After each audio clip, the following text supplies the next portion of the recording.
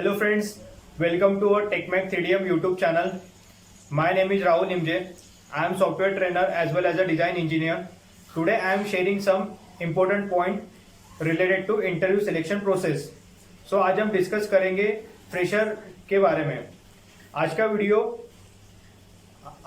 में हम डिस्कस करेंगे fresher mechanical engineers and fresher CAD engineers के इंटरव्यू सिलेक्शन प्रोसेस के बारे में. So fresher CAD engineers means जिनके डिजाइन सॉफ्टवेयर हो चुके like AutoCAD, Creo, CATIA, NX, SolidWorks. ठीक है. सो बात करते हैं इंटरव्यू सिलेक्शन प्रोसेस के बारे में. So if you are going for an interview you should know about which process is done during interview. So आज हम कंप्लीट इंटरव्यू सिलेक्शन प्रोसेस के बारे में डिस्कस करने वाले हैं. ओके. सो अगर आप हमारे चैनल पर नए हो तो please like, share and subscribe करना ना भूलें और आज के हमारी वीडियो में अंत तक बने रहे. So let's start the video. Interview selection process for fresher CAD engineer. जैसे कि आप देख रहे हो यहाँ पे कि एक इंटरव्यू सिलेक्शन प्रोसेस दिया गया है.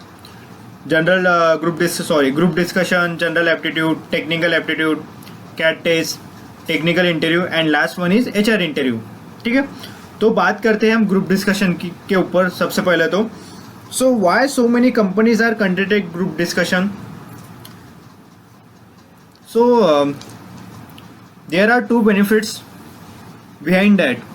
So generally group discussion are conducted when there are a lot of candidates. If number of vacancies are 5 but number of candidates are 500, so company do not want to invest their time and energy personally for each applicant. So companies conduct group discussion to judge all of the candidates at once and eliminate the rest of non-deserving candidate and save their time. Group discussion process is an elimination process rather than selection. In a group of 15 to 20 candidates only, and 2 to 3 candidates are selected for next round, that is general aptitude. And second benefit is group discussion is that they can judge the candidate for a lot of qualities at once, like decision making, leadership, team player, communication skill, confidence. Generally जैसे कि आपने देखा होगा college में भी, जब हमारे college में कैंपस आता था तो वहाँ पे भी एक ग्रुप डिस्कशन होता था. ग्रुप डिस्कशन क्यों होता था? जैसे कि मान लो कि एक 5 अगर वैकेंसी है वहाँ पे कंपनी में, अगर 5 वैकेंसी है, अगर बैच है हमारे 120 की, तो वो डायरेक्टली तो जनरल एप्टीट्यूड नहीं ले सकते. तो वहाँ पे क्या करते थे, वो ग्रुप डिस्कशन लेते थे.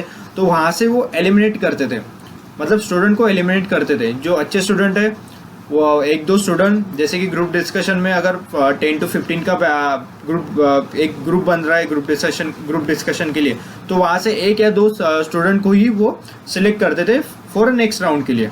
ठीक है. तो अब बात करते हैं हम ग्रुप डिस्कशन के कुछ टॉपिक्स के ऊपर. जैसे कि आप यहाँ पे देख रहे हो कि यहाँ पे कुछ मैंने ग्रुप डिस्कशन के टॉपिक्स दिए गए हैं. जैसे कि इंडिया नीड्स बुलेट ट्रेन हो गया, digital payments are secure and India is ready to go cashless, impact of technology on jobs, is India ready for electric vehicles, do we really need smart cities, youth in politics, Indian army as a career option, skill manpower shortage in India. So क्या होता है, कभी कभी company खुद हमें group discussion के topic देती है या फिर कभी कंपनी हमें बोलती है कि आप डिसाइड करो. तो ये करंटली यूज़ में आने वाले टॉपिक्स हैं, इसलिए मैंने कोई एग्जाम्पल के लिए यहाँ पे कुछ टॉपिक्स दिए गए हैं. ठीक है. अब अगर जैसे ही आपका ग्रुप डिस्कशन अगर क्लियर हो जाता है तो आपका नेक्स्ट राउंड रहता है वो जनरल एप्टीट्यूड के लिए. तो जनरल एप्टीट्यूड में जैसे कि देख रहे हैं यहाँ पे क्वांटिटेटिव, वर्बल एंड लॉजिकल. ठीक है.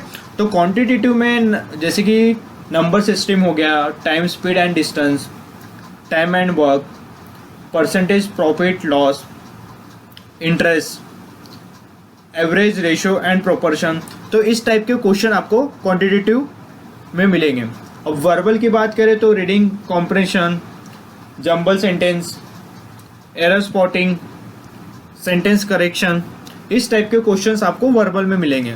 अब लॉजिकल की बात करें तो numbers and letters series, verbal and non verbal reasoning, blood relation and direction sense etcetera. तो इस टाइप के क्वेश्चन आपको लॉजिकल में मिलेंगे. ठीक है. जैसे ही जनरल एप्टीट्यूड आपका अगर क्लियर होता है तो आपका रहता है एक टेक्निकल एप्टीट्यूड, ठीक है। जैसे कि अगर आप मैकेनिकल फील्ड से हो तो आपको पता ही होगा, ऑब्वियसली आप मैकेनिकल फील्ड से ही रहोगे, ठीक है। तो यहाँ पे जैसे कि मैंने कुछ यहाँ पे सब्जेक्ट दिए, strength of material, production technology, manufacturing process, GD&T means geometrical dimensioning and tolerancing, drawing fundamental, design of machine, fluid mechanics, engineering mechanics, material science and last one is thermodynamics. तो मैक्सिमम क्वेश्चन आपको जो मिलेंगे यहाँ पे strength of material, manufacturing process और material science के आपको technical aptitude में क्वेश्चन मैक्सिमम देखने को मिलेंगे, ठीक है। अगर जैसे आपका टेक्निकल एप्टीट्यूड क्लियर होता है तो आपका रहेगा फिर कैट टेस्ट, ठीक है, क्योंकि you are a fresher CAD engineer, ठीक है। तो यहाँ पे आपका कैट टेस्ट होगा।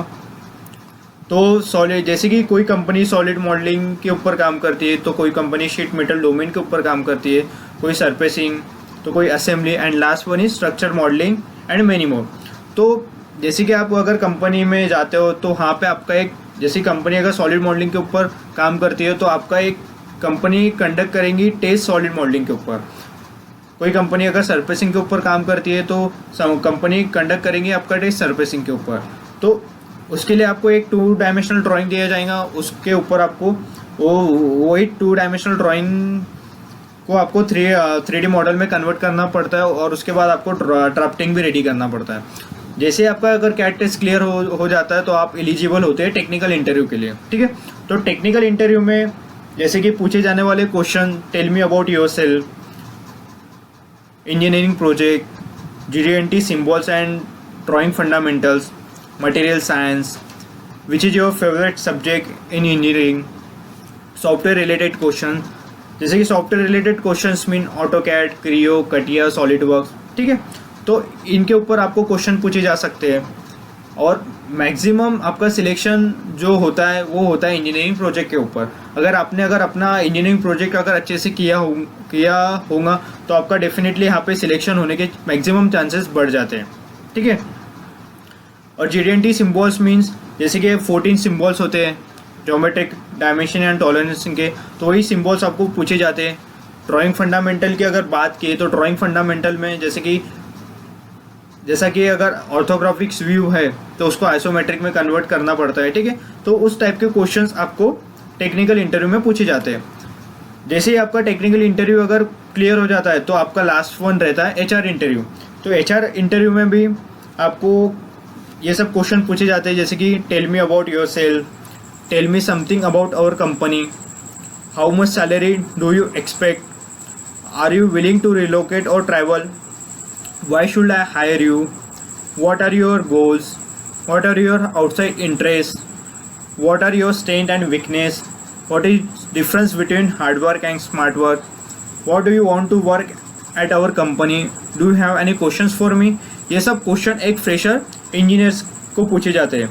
जैसे कि अगर आप फ्रेशर मैकेनिकल इंजीनियर हैं तो यहाँ पे बिल्कुल भी आपका कैट टेस्ट नहीं होगा, यहाँ पे सिर्फ आपका होगा सिर्फ जैसे कि ग्रुप डिस्कशन होगा, जनरल एप्टीट्यूड होगा, टेक्निकल एप्टीट्यूड होगा और technical interview, then HR interview, ठीक है। तो आई होप आपको हमारा ये वीडियो पसंद आया होगा। Please like, share and subscribe करना ना भूलें। Thank you so much.